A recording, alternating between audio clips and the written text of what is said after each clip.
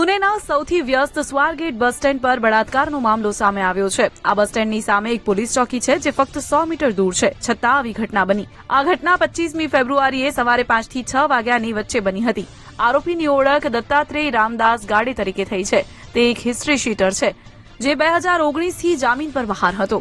પૂછપરછ દરમિયાન પીડિતાએ કહ્યું, બસ એક બાજુ ઊભી હતી, તેમાં લાઇટ નહોતી। મેં પૂછ્યું કે લાઇટ કેમ ચાલુ નથી, જેના જવાબમાં તેમણે કહ્યું કે અન્ય મુસાફરો સૂઈ રહ્યા છે અને તેથી અંધારું છે।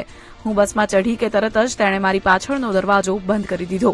મહારાષ્ટ્ર કોંગ્રેસના વડા હર્ષવર્ધન સપકાલે રાજ્યમાં રેપની વધતી જતી ઘટનાઓનો ઉલ્લેખ કરીને મહિલાઓની સુરક્ષા અંગે રાજ્ય સરકાર પર નિશાન સાધ્યું હતું। રાષ્ટ્રીય મહિલા આયોગે બસની અંદર એક મહિલા પર દુષ્કર્મની ઘટના પર નોંધ લીધી છે।